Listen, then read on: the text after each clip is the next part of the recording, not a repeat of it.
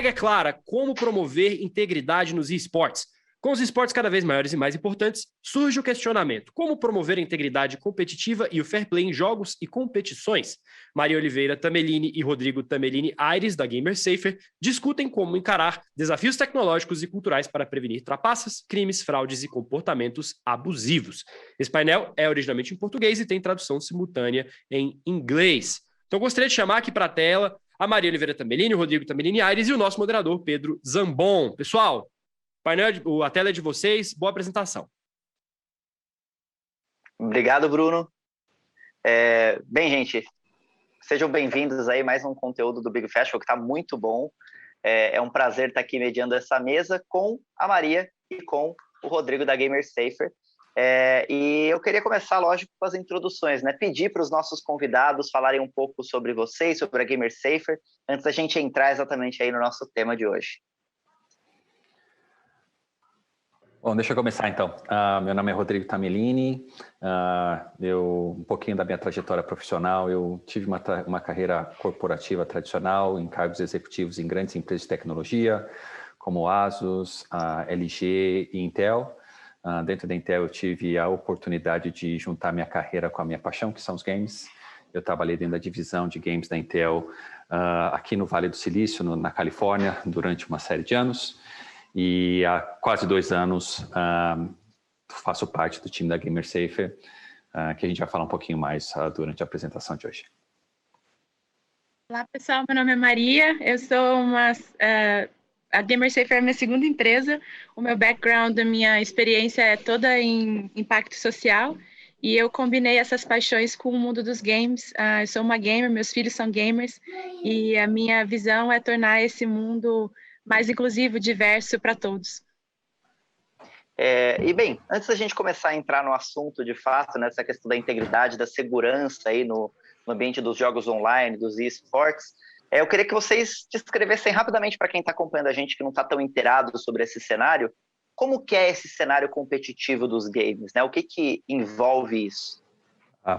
Legal, acho que é uma boa a gente começar explicando um pouquinho o cenário competitivo, porque eu acho que vai além da percepção de algumas pessoas. Quando a gente fala de esportes, muitas vezes as pessoas têm essa concepção das grandes estrelas, os torneios globais, os milhões de viewers, né? E essas premiações que são muito robustas, né? Mas, na verdade, o esportes é um cenário competitivo muito mais abrangente. Ele começa lá no nível amador, e tem uma escala muito grande. Você tem diversas plataformas, você tem perfis de jogadores muito variados, que têm motivações completamente diferentes. Então, assim, uma analogia que a gente normalmente faz com esportes tradicional é como acontece com o futebol, né? O nível profissional ele é muito sólido, você tem os estádios, você tem os patrocinadores, as grandes estrelas, mas você tem aqueles torneios, aqueles milhares de torneios de vizinhança no condomínio do prédio, onde os jogadores são muito apaixonados e investem bastante tempo e dinheiro para competir, né? Então tem motivações diferentes, né? Então, esporte segue essa mesma lógica. A gente tem esse segmento que é o amador, o semiprofissional e o profissional, né? Então, competições com grandes premiações, com pequenas premiações ou sem premiações quaisquer, né? Elas têm diferentes formatos. Você tem algumas que são torneios relâmpagos, né? Começam e terminam em uma questão de minutos, até longas temporadas. Você tem torneios abertos, você tem torneios que são fechados somente para quem é convidado. Tem torneios que exigem inscrições pagas, tem outros que são completamente gratuitos. Então, cada um desses ambientes competitivos tem as suas nuances, tem diferentes necessidades, inclusive na perspectiva de segurança e de integridade competitiva, que é o tópico do painel. E a gente vem assistindo, uma coisa que é bem interessante, a gente vem assistindo uma crescente, né, da combinação desse cenário de esportes com educação, né? Então, o aumento dos esportes como plataforma que consegue entregar a bolsa de estudos e que consegue também entregar diversos conteúdos, né, para ensinar as novas gerações de gamers, né, sobre diferentes habilidades e até conectar com o próprio conteúdo curricular também, né? Então, acho que esse é uma coisa que é bem bacana que a gente vem assistindo e eu gosto muito. Uma paixão também que eu tenho. Muito bom. Eu acho que essa explicação dá para quem está assistindo a gente essa complexidade que é o cenário competitivo, né? O quantas facetas, tipos de competição, formas que não são só os campeonatos patrocinados aí e organizados por grandes instituições, existem ambientes muito menores e muito mais pulverizados aí que envolvem esse universo. Convido aí o público para já ir mandando perguntas que vocês têm aí sobre esse tema, mas eu queria começar então a abordar o nosso problema central, né? Então, dentro dessa complexidade que a gente vê nos jogos online, nas competições, nos campeonatos e todas essas vertentes aí que vocês acabaram de escrever, quais são os principais desafios para gerar esse ambiente seguro, né? O que tem de problema que pode acontecer e que vocês têm visto acontecer nesse cenário competitivo? Eu acho que os principais desafios são as fraudes, né? Porém, toda essa discussão a respeito de toxicidade tem tido um papel crescente dentro do ecossistema, tá? Então, a gente normalmente vai pontuar esses dois pilares de desafio. Quando a gente fala de fraude, assim, as coisas mais comuns que a gente vê, e naturalmente, né, dependendo do tipo do seu ambiente competitivo, isso pode mudar um pouco, mas de uma forma geral, o que a gente vê é a existência de contas falsas ou contas duplicadas. E aí é basicamente um jogador que cria uma série de diferentes contas num torneio online para aumentar as chances dele de ganhar aquela competição, né? Então, fraudes relacionadas à identidade. Existem fraudes relacionadas ao nível do jogador. Muitas vezes o pessoal até associa isso com a prática de smurfing, né? Então, basicamente, eu sou de um nível muito mais alto, mas eu tenho uma outra conta de um nível mais baixo para facilitar as minhas chances de ganhar um torneio mais amador ou um torneio mais de entrada, né? E existem outros desafios também, que aí acontecem muito mais no cenário um pouco mais próximo do profissional, que é a questão de match fixing, né? Que é basicamente dois times meio que combinarem quem é que vai ganhar, porque tem um cenário de apostas acontecendo por trás daquela competição, né? Então, é quando as equipes acabam montando um cenário fraudulento ali de competição, porque estão tentando ter algum tipo de benefício financeiro por trás. Então, assim, majoritariamente o cenário de fraudes está ali. Obviamente, a gente fala toda a parte de cheating, né? Então, você usar ferramentas ilegais também acaba entrando dentro dessa perspectiva. Eu acho que no outro pilar, os desafios de toxicidade, a gente vê em quase toda a plataforma digital hoje, né? Cenário de bullying, de assédio, de discurso de ódio, de racismo, de sexismo e assim por diante, né? Então, acho que a Maria pode até mencionar um pouquinho mais aí o desafio de sexismo dentro do segmento de esportes. Acho que essa é uma questão que acaba diminuindo a quantidade de mulheres que se interessam em competir profissionalmente, inclusive, né? Então, se a gente não cuida desse pipeline e não torna esse pipeline saudável, né, para ela chegar lá na frente e querer competir, dificilmente a gente aumenta, né, a diversidade e torna os games, né, de fato, ambientes para todos, né?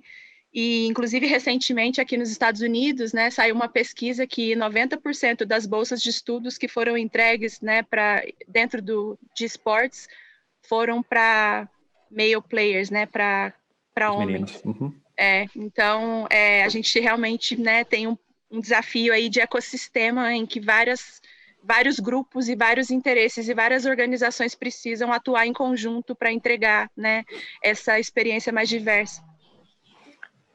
É muito interessante isso que você falou, Maria, porque no fim das contas também geram consequências econômicas para as empresas que estão por trás desses campeonatos e desses jogos, né? Então, se existe uma indústria e um ecossistema e dentro disso, dessas comunidades, uma toxicidade para uma parte de players, você está perdendo público, você está perdendo, por consequência, dinheiro, né? Então, é bem interessante como isso não é só uma importante estratégia de inclusão social, diversidade, mas também é um importante desafio econômico para essas empresas, né? Quando a própria comunidade acaba atrapalhando a expansão daquele jogo para um público mais amplo. Que outros desafios aí que vocês identificam, outras consequências que vocês identificam com esses desafios que vocês listaram? Que outras coisas podem gerar para aquele jogo, para aquela comunidade, para aquele ambiente competitivo?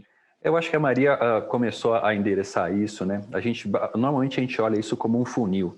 Então, esse tipo de desafio ele acontece desde o amador até o nível profissional em diferentes proporções, né? Mas se você está realmente no nível amador querendo evoluir para o nível profissional e você começa a encontrar esse tipo de desafio, vendo gente trapaceando, vendo gente sendo racista, sexista ou alguma coisa nesse sentido, isso vai tirando a sua motivação e vai basicamente tirando os grandes talentos que a gente pode ter dentro do ecossistema, né? Então, na perspectiva do jogador, né, a gente realmente compromete o caminho profissional da profissionalização do jogador nesse sentido. Mas, obviamente, eu acho que também existe, como você até mesmo já começou a abordar, tem a questão financeira por trás disso, né? Então, é um risco tremendo para as plataformas de torneio, todos esses desafios, porque majoritariamente todos eles têm aí uma grande dependência dos patrocínios, né? E obviamente nenhuma marca quer ficar associada com algum tipo de escândalo de fraude ou algum escândalo que possa acontecer numa determinada competição, né? E existem já uma série de casos que a gente acompanha mundo afora aí que ligas e torneios acabaram perdendo patrocínios relevantes justamente por não ter conseguido endereçar esses problemas da forma apropriada. Então, a credibilidade das plataformas fica realmente em risco, trazendo consequências financeiras para o segmento. Maravilha.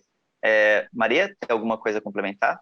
Eu ia só acrescentar, né, que falando um pouco, não de esportes, mas dos, né, jogos multiplayer em geral, que a gente sabe que 68%, né, dos jogadores experienciaram algum assédio severo, né, nos jogos principais, né, e como consequência, 28% desses jogadores que passaram por essas experiências deixaram de jogar esse jogo ou priorizaram outros jogos, né? Jogaram menos aquele jogo por causa dessas experiências, né?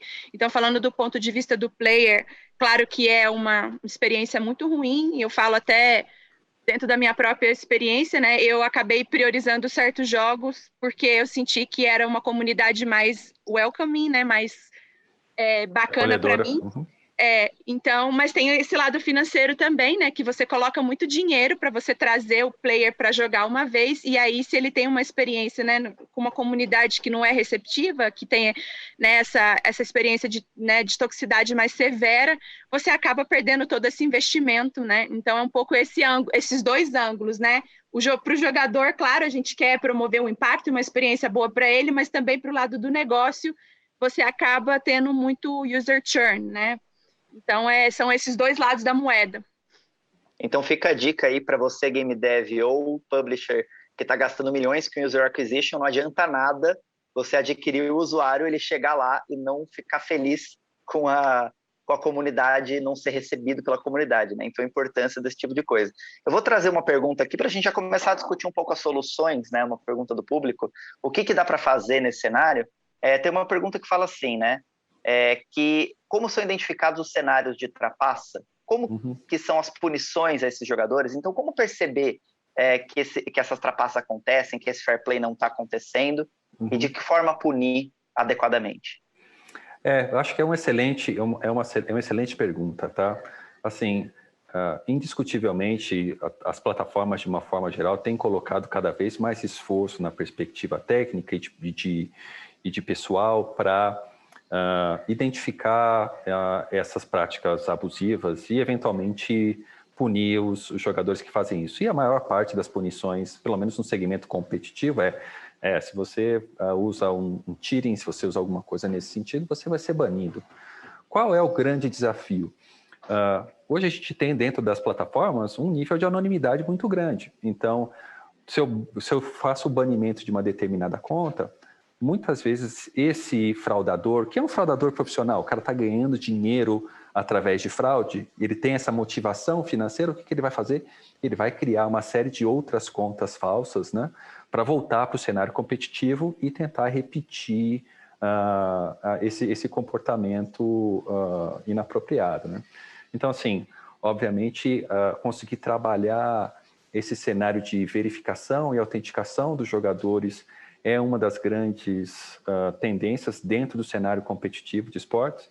E aí, até falando um pouquinho do que a gente faz na GamerSafer, isso é basicamente uma boa parte dos serviços que a gente oferece para o segmento de esportes hoje, para as plataformas de esportes. Então, através da nossa tecnologia, a gente basicamente está fazendo a verificação e autenticação do usuário para ter certeza de que quem está competindo aquele torneio online é realmente quem deveria estar competindo.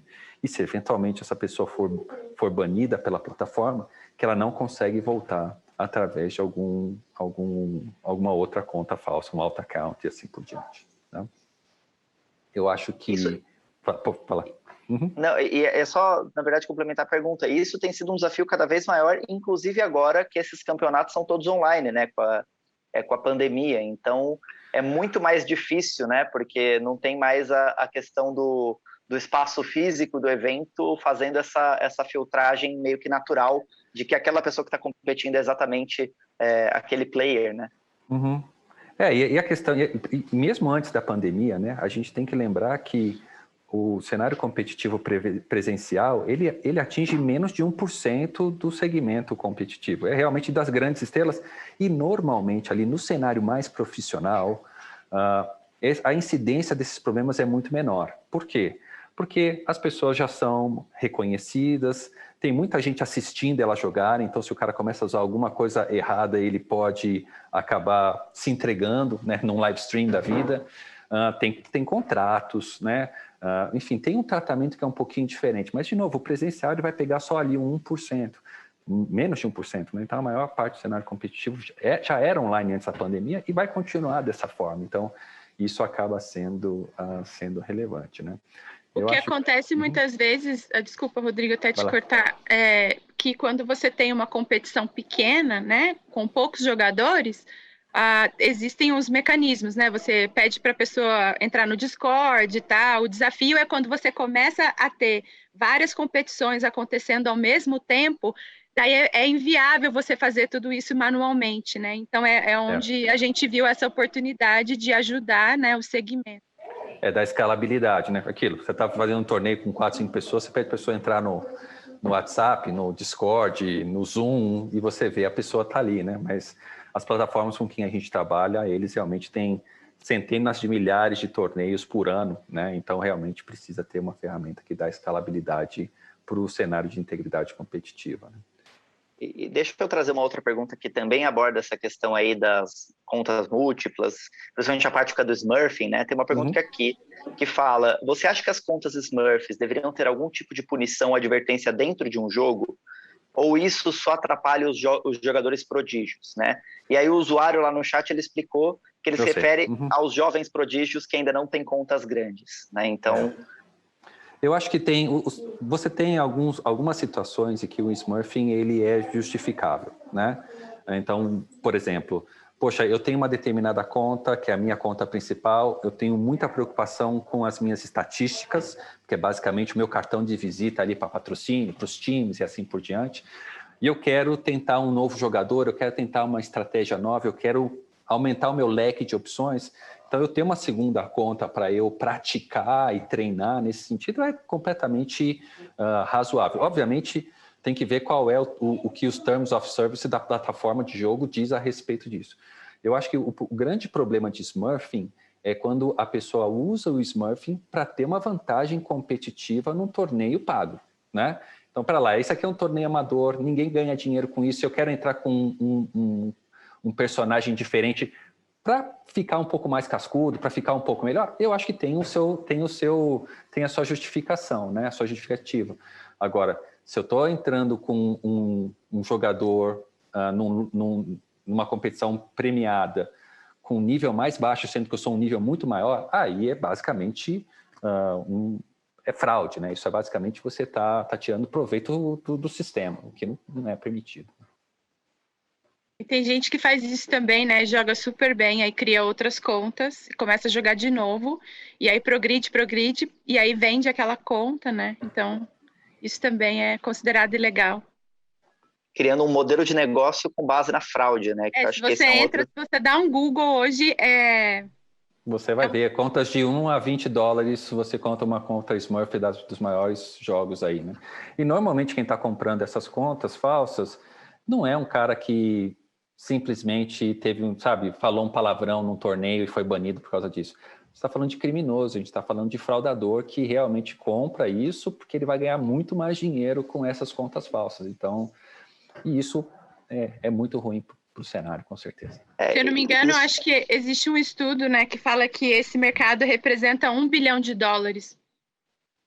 Só de contas falsas e duplicadas, Olha só, né? Então é ruim para o jogador, porque você tira o fair play do jogo, você tira a diversão daquele que está querendo, de forma justa, progredir, aprender, ganhar seu espaço no cenário, e você afeta muitíssimo quem promove esses campeonatos, a plataforma, o jogo.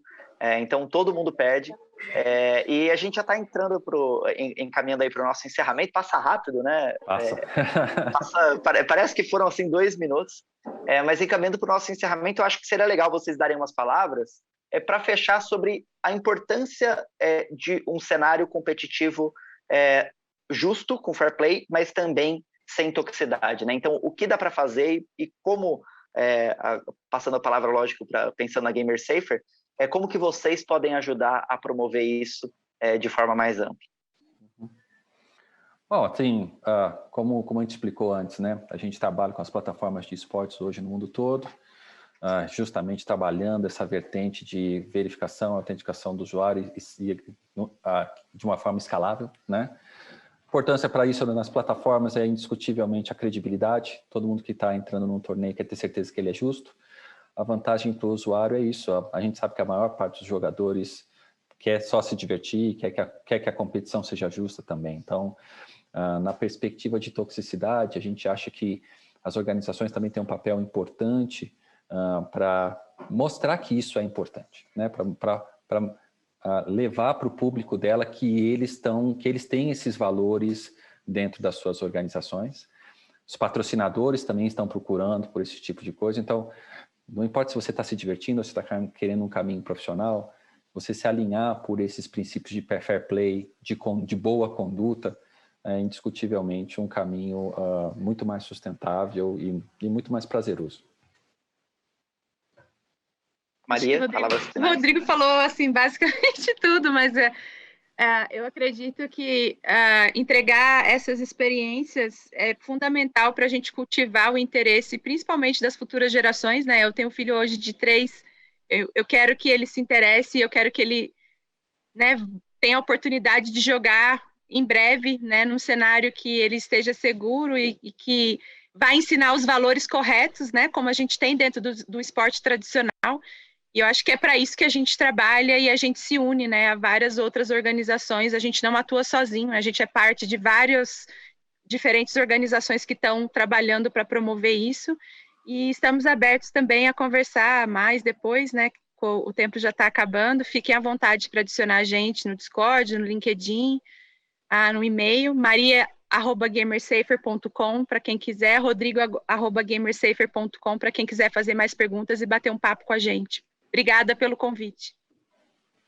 Bem, eu que agradeço então a presença de vocês em nome da organização do Big Festival e devolvo a palavra aí para o Bruno. Muito obrigado, foi muito bom conversar com vocês. Eu acho que esclareceu bastante as pessoas sobre o assunto. Muito bem, valeu, Pedro. Queria agradecer a vocês, agradecer também a Maria Tamerini, o Rodrigo Tamerini pelo painel, foi muito bacana. Big Festival 2021, o maior festival de games e criação da América Latina.